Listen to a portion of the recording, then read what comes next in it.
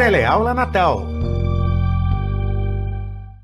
Olá pessoal, seja bem-vindo a mais uma Teleaula Natal. Eu me chamo Vitória Hélida, o meu sinal em Libras é um V feito com o dedo indicador e o dedo médio traçando uma franja sobre a minha testa. Eu tenho uma estatura baixa, tenho cabelos escuros na altura dos ombros, uso óculos de grau metálico, estou usando uma blusa estampada e uma calça jeans.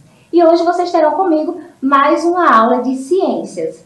Essa aula tem a colaboração da professora Vânia Cavalcante.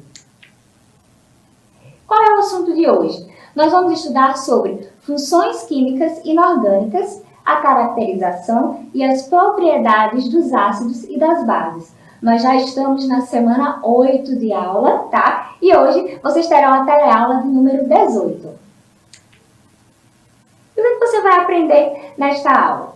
O que são funções químicas, o que é um ácido e uma base, as suas propriedades, a sua nomenclatura, os ácidos e as bases que estão presentes, no nosso dia a dia, o que é uma escala de pH, os indicadores ácidos-bases, e você vai poder acompanhar esse conteúdo aí da sua casa, pegando o seu livro, porque esse conteúdo está presente na página 160 até a página 163. Então, para começar, eu já vou deixar um desafio para vocês, beleza? É para vocês prestarem bem atenção na aula de hoje. Então, qual é esse desafio? Bastou exagerar no fim de semana ou almoçar aquela refeição mais pesada que os sintomas começam a surgir. Você começa a ter aquela sensação de peso, da comida presa na garganta, uma queimação, náuseas, dores estomacais, daquela que faz você se curvar, demonstrando que a azia e o refluxo estão ali instalados.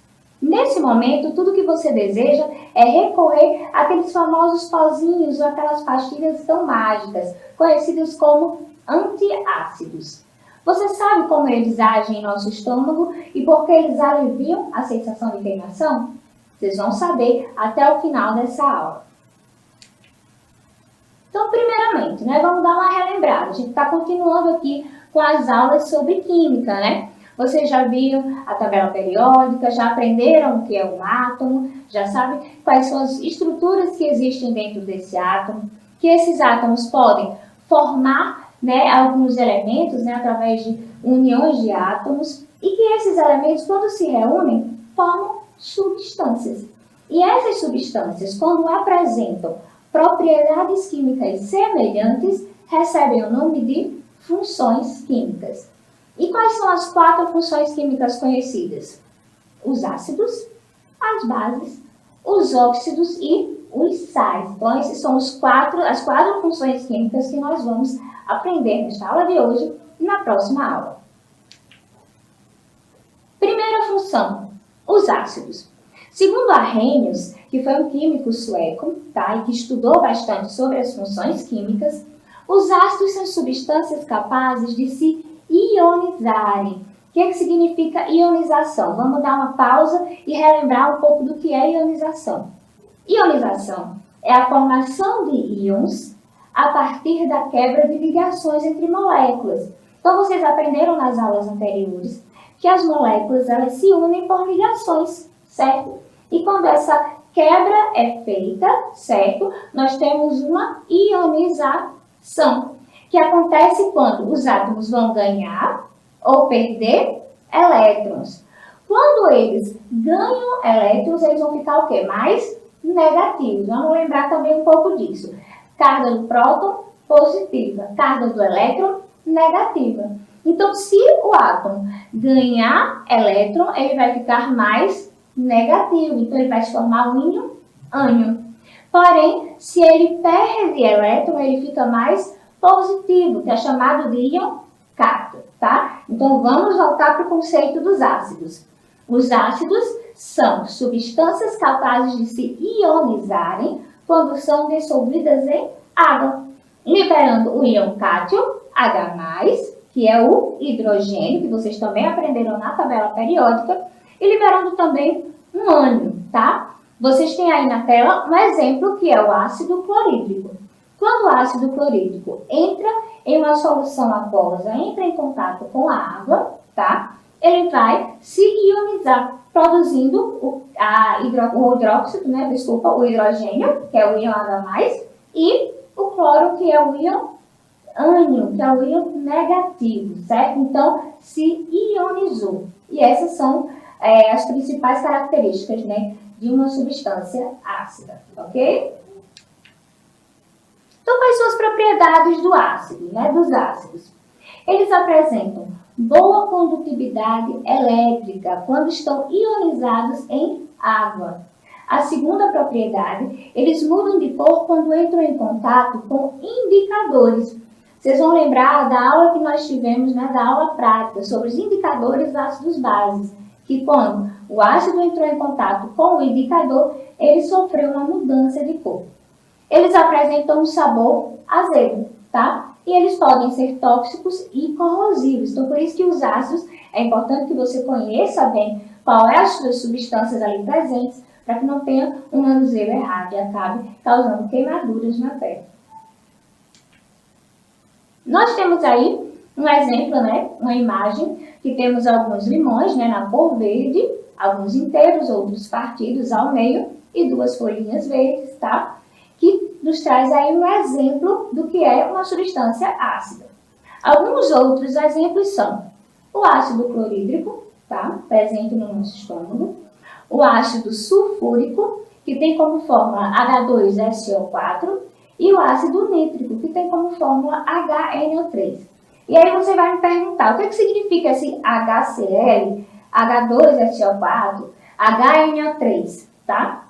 Quando uma molécula, ela apresenta, no caso do H2SO4, 2 átomos, a gente coloca ali do ladinho o número 2. Então, se eu tenho H2, significa que eu tenho 2 átomos de hidrogênio, 1 átomo de enxofre e 4 átomos de oxigênio, ok? Então, como nós fazemos essa nomenclatura dos ácidos, tá? Nós temos o primeiro tipo, que são os hidrácidos, certo? E o que são os hidrácidos? São moléculas constituídas por hidrogênio, tá aí novamente o hidrogênio, e um outro componente que não seja o oxigênio, certo? Então, todo hidrácido, ele vai ter um hidrogênio e outro componente, outro elemento, vocês estudaram todos os elementos da tabela periódica, já sabem o que são, que não seja o oxigênio. Então, como é que eu faço essa nomenclatura dos hidrácidos? Eu vou colocar, certo, o prefixo ácido. Entre o prefixo e o sufixo, eu vou colocar o nome do ânion. E quem é o ânion? Vamos voltar aí. O ânion é aquele elemento que tem a carga negativa, certo? Então, ácido, mais o nome do ânion, mais o sufixo hídrico. Então, vamos ver os 3 exemplos. Primeiro exemplo, nós temos o HCl, que é o ácido cloro, porque é do elemento químico que é o ânion, que é o cloro, e hídrico. Então, fica ácido clorídrico, ok? No segundo exemplo, nós temos o ácido sulfídrico, prefixo ácido. O elemento que nós temos aí é o enxofre. E aí você vai perguntar, professora, por que é enxofre e o nome é sulfídrico? Porque vem de sulfúrium, certo? Por isso que se usa a nomenclatura de sulfídrico, tá? De ácido sulfúrico. Então, ácido mais sulf, que é do nome do elemento, e hídrico no final. Então, fica ácido sulfídrico. E o último exemplo, nós temos o ácido bromídrico. Ácido, que é por causa de quem? Do hidrogênio. O nome bromo, que é do elemento químico bromo, mais o sufixo, no caso, hídrico. Então, fica ácido bromídrico, ok? Isso aí, com várias práticas, a gente vai aprendendo e vai absorvendo esses nomes. Nós temos o segundo tipo de ácido, que são os óxidos ácidos, né? No caso, se chama oxiácidos. Apresentam moléculas constituídas por hidrogênio, oxigênio e um outro elemento. Quanto no hidrácido nós não tínhamos a presença do oxigênio, nos oxiácidos nós teremos a presença do oxigênio, certo? Então, como é que fica essa nomenclatura? Ácido, novamente, nome do elemento químico central dessa fórmula, mais o sufixo ico, tá ok? Então, fica HCl3, nesse primeiro exemplo, ácido clórico. Por quê? Prefixo ácido, do cloro, que é o elemento central, e o nome ico, ok? H2SO4, ácido sulfúrico, também mostrando que o elemento central é o enxofre, né? O sulfúrio.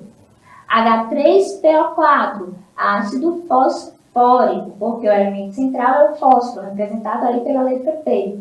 E o H2CO3, que é o ácido carbônico, ok? Nesse slide, nós temos imagens, né, de 4 refrigerantes. E esses refrigerantes são formados, né, tem em sua composição substâncias ácidas. Ok? Até aí? Então, nessa imagem aqui, o que, que nós temos? Nós temos 4, certo, representações de ácidos que estão presentes no nosso dia a dia.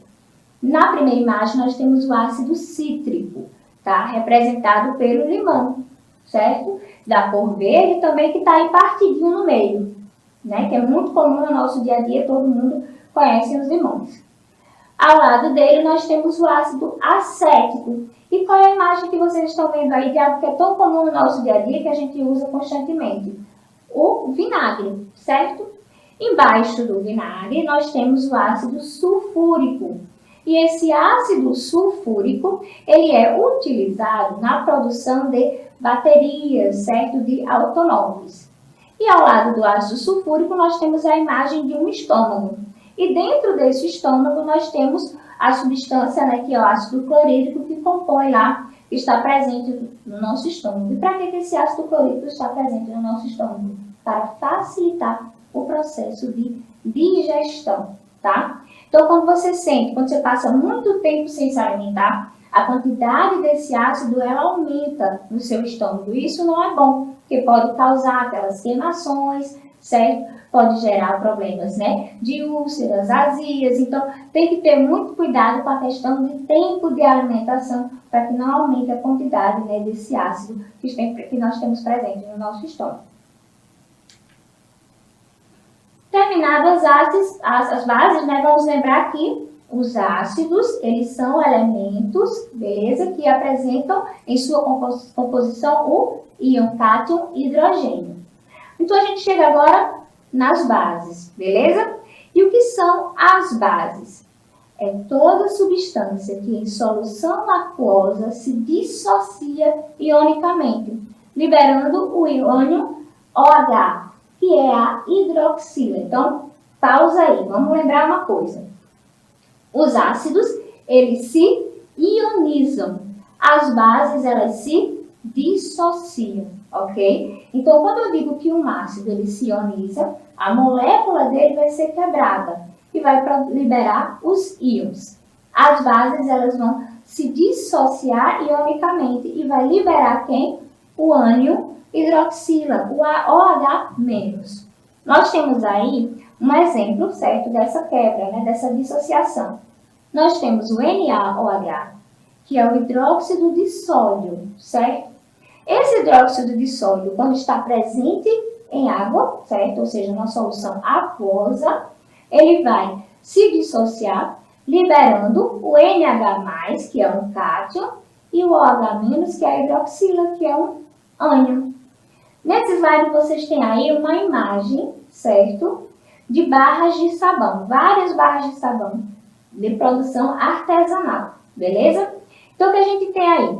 O sabão ele pode ser produzido a partir da solução básica obtida das cinzas da queima de madeira, misturadas à gordura animal. Então, no nosso dia a dia, a gente utiliza muito sabão e muitas pessoas fazem as produções de sabão. Então, ele pode ser produzido através de uma solução básica obtida das cinzas, ok?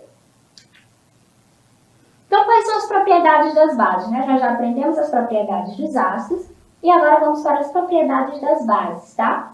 As bases também apresentam boa condutibilidade elétrica quando dissociadas em água, assim como os ácidos, certo? Mudam de cor quando entram em contato com indicadores. Os ácidos também mudam de cor. Apresentam um sabor adstringente. O que é um sabor adstringente? Né? Quando a gente diz sabor azedo do ácido, é mais fácil de compreender, mas um sabor adstringente. Imagine você comendo um caju.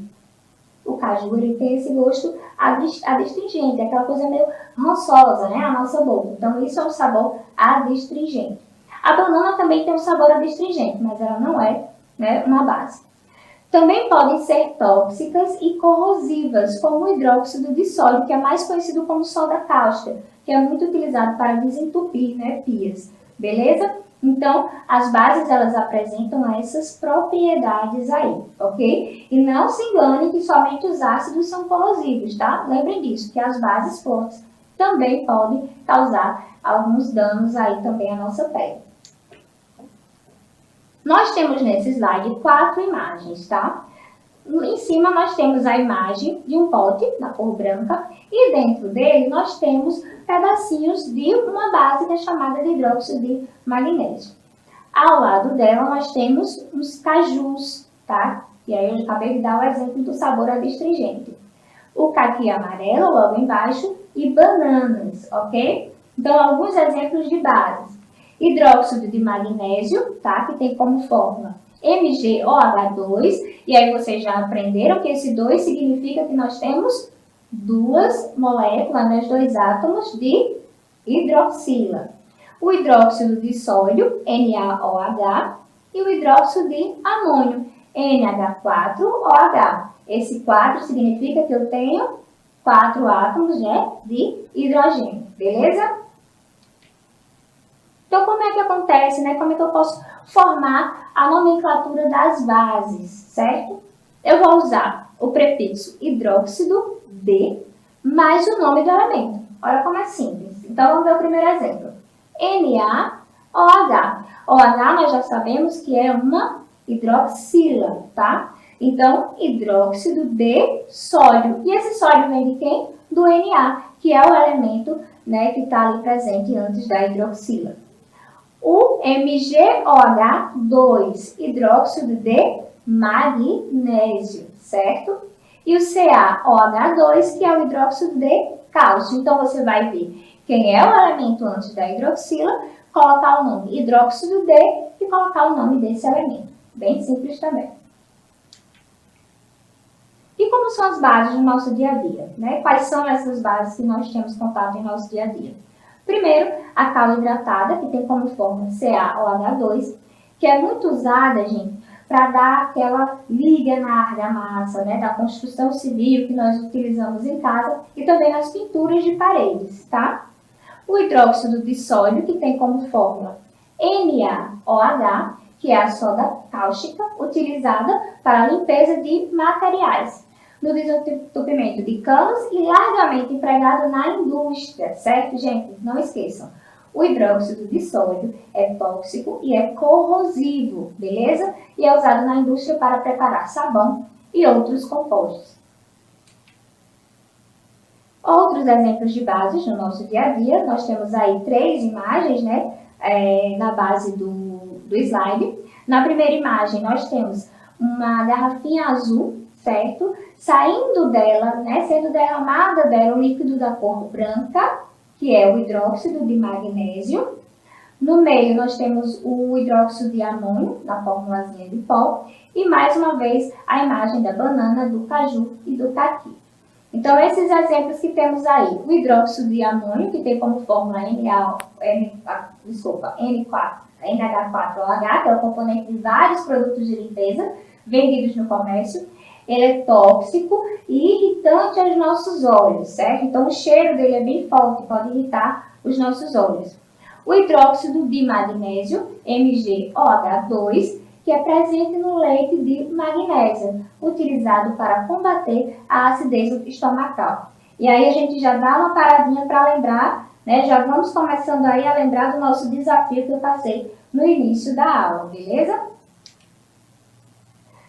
E aí a gente chega, tá, num ponto bem importante, que é chamado de indicadores ácido-base e o pH. Vamos lembrar um pouco da aula prática que vocês tiveram, certo?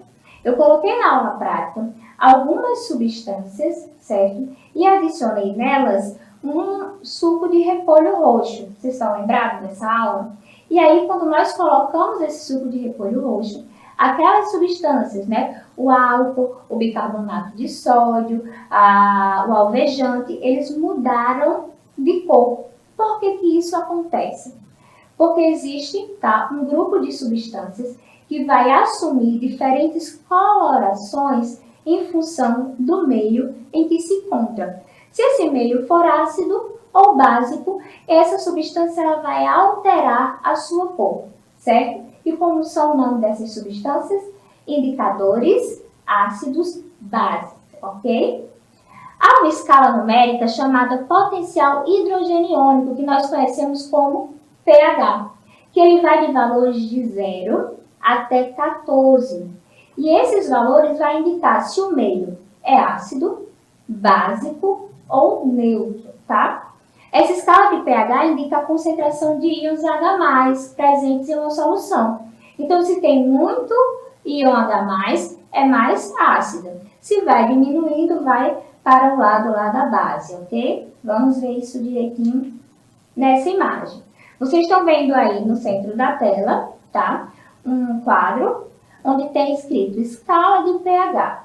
E nós temos embaixo uma linha com várias cores, certo? Que vai simbolizar umas cores da acidez, da neutralidade e da basicidade. Então, vocês estão vendo aí um número de 0 até a 14, certo? Que é justamente essa escala de pH. Do 0 até o 5, nós temos ali uma coloração que vai caracterizar a acidez, certo? Que está ali entre o vermelho e uma cor alaranjada. A partir do 6, certo? Até próximo do 7, a gente está ali chegando no verde, né? Uma coloraçãozinha que vai mostrar a neutralidade. E a partir do 7, vai haver uma variação do verde até o roxinho. Professora, vai ser sempre essa cor para mostrar que é base, para mostrar que é neutro e para mostrar que é ácido? Não. Isso vai depender do tipo de indicador que você vai utilizar, certo? No exemplo da nossa prática, né, da nossa atividade prática, a substância básica, né, mais básica, que foi a água sanitária, ela apareceu uma coloração um pouco amarelada, né, porque tem uma pH ali por volta do 13. Mas a solução mais ácida que nós tínhamos, que era o vinagre, ela teve uma coloração bem rosa, certo? Então, isso vai depender do tipo de indicador. Na aula prática, nós utilizamos o suco do repolho roxo. Em outras, vocês vão ver que a cor ela pode modificar, como nós temos aqui nessa tabela, tá? Vocês estão vendo aí uma tabela e que tem o nome de 2 indicadores. A fenolftaleína, que quando entra em contato com uma solução ácida, ela vai ficar na cor incolor, ou seja, sem cor. E a base que fica na cor rosa. No neutro também fica incolor. Se eu coloco o tornassol em um ácido, ele vai ficar rosa e numa base vai ficar azul. Diferente do quadro que a gente está vendo aí embaixo, que é o exemplo do repolho roxo, que ele está em um desenho, certo? Para vocês. O indicador de pH usado com o suco do repolho roxo, ele nos mostra uma coloração diferente. Que coloração é essa? A que a gente viu na aula prática. A substância mais ácida fica numa cor entre 4, fica entre a cor entre o vermelho e o rosa, que foi o pH do vinagre, que nós utilizamos, que tem um pH por volta de 3, certo? E a substância mais básica vai adquirir ali uma cor mais amarelada, que na escala aí nós temos o número 14 e na nossa atividade prática nós usamos a água sanitária, que ficou também um pouco amarelada e que tem um pH de número 13. Ok, gente? Entendido tudo isso daí? Então, não esqueça, indicadores ácidos base servem para a gente identificar quando uma substância ela é ácida ou quando uma substância ela é básica, ok? Ah, professora, mas eu sei o número do pH. Ótimo, sabendo o número do pH, bastante saber esse valor de 0 a 14, você também vai saber se a substância é ácida ou é básica. O pH ele vai te auxiliar na visualização disso daí, certo? O indicador ácido-base vai te auxiliar na visualização desse pH. Quanto mais ácido, dependendo do indicador, ou vai ser incolor, ou vai ser vermelho, ou vai ser rosa, certo? Tudo isso vai depender do tipo de indicador que você vai utilizar. E você pode, como eu falei na atividade prática, refazer essa atividade na sua casa. Usa lá o suco do repolho roxo, pega vários materiais que você tem em casa e faz os testes, certo? Sabendo que o repolho roxo, quanto mais rosa avermelhado, mais ácido, quanto mais puxadinho para o verde e amarelo, mais básico, ok? Se ficar aí numa cor um pouco lilás, você vai saber que está próximo da basicidade. Então, vamos voltar agora ao nosso desafio. Nós já aprendemos que o ácido é toda substância, tá? Que se ioniza e libera íons H+, beleza? E as bases, elas são substâncias que se dissociam e liberam hidroxila, que é um íon ânion ou H-, certo? Então, nós já sabemos também que os ácidos, eles são azedos, que as bases são adstringentes, tá? E que um pode agir neutralizando o outro. Então, vamos entender o porquê que nós usamos, certo, os antiácidos. Você saberia dizer, porque quando sentimos a azia, que é aquela sensação de queimação, recorremos aos famosos antiácidos, ou seja, se é antiácido, vai combater a acidez. Nesse slide, nós temos aí um potinho, né, um vidro derramado, que dele está saindo várias pílulas, né, representando vários medicamentos. O excesso de comida parada no estômago vai fazer o quê? Vai estimular a liberação de ácido lático. Então, você vai para aquela festa, come aquela feijoada, como está representando aí na imagem abaixo, né, que nós temos aí 3 vasilhinhas, né, 3 panelas de barro, em que tem arroz, tem farofa, tem feijoada, e você vai lá, se esbanja, come, começa a sentir aquele peso no seu estômago. Esse peso no estômago vai liberar o ácido lático. E ele vai te trazer essa sensação de entupimento, de que parece que a comida não desceu. E aí vai começar a atuar o ácido que está presente ali no teu estômago também, que é o ácido clorídrico. Vai causar aquela sensação ruim de azia e de refluxo, como se a comida estivesse voltando. Então, o que você faz? Você recorre aos antiácidos. Para quê? Para que eles neutralizem a ação do ácido. Eles vão neutralizar a acidez com essa base presente no antiácido. E o estômago ele vai parar de reclamar. Igual como nós temos na imagem aí embaixo, né, que o homem, né, ele está se curvando porque ele está sentindo muito desconforto no estômago, justamente porque deve ter exagerado e nesse exagero começou a sentir essa sensação de azia. Então, toda vez que você tiver essa sensação de azia, você recorre, tá, a uma base que comumente é o leite de magnésio que você ingere, certo? E aí ele vai neutralizar a acidez, te trazendo uma sensação, de novo, de conforto no teu estômago. Então, gente, encerramos essa aula por aqui, a primeira aula de funções inorgânicas. Continuem sempre seus estudos, estaremos juntos, mesmo que virtualmente. Um abraço.